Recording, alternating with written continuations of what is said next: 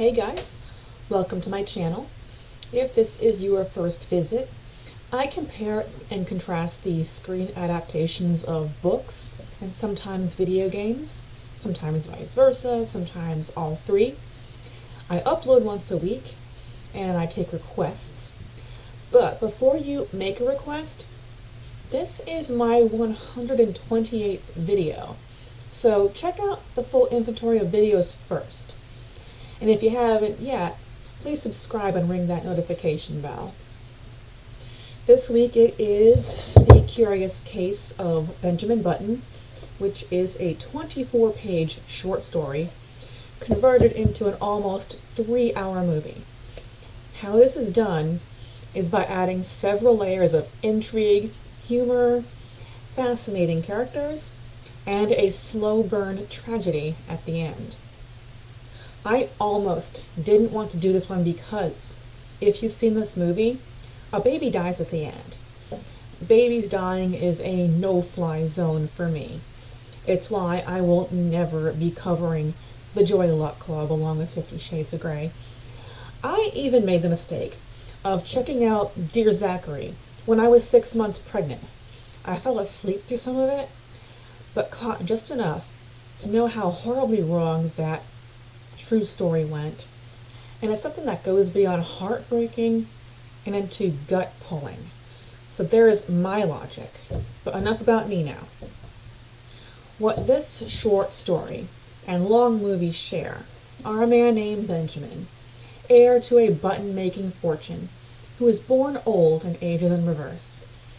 And the progression of the story is very telling as to how we regard people based on how they look on the outside. But once we give them a chance to show us what they bring to the table from the inside, it changes everything. What is only in the movie is first the location of Benjamin Button's birth and subsequent life, New Orleans.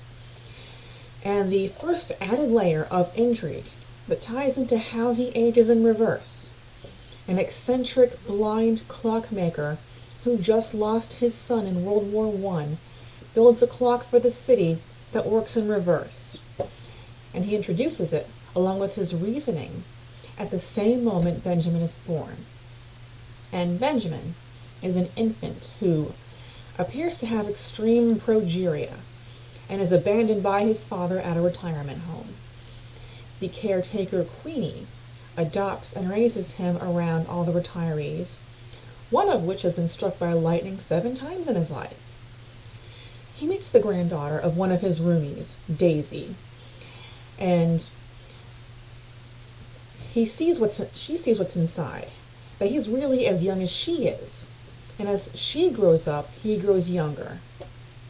She goes off to ballet school. He takes a job on a tugboat and travels the world, has his first love affair, meets his father, and reconnects with Daisy while she's going through her young and self-involved phase in her 20s. They go separate ways and come back together after her dancing career is stunted by a broken leg. They are both in their 40s and connected like never before.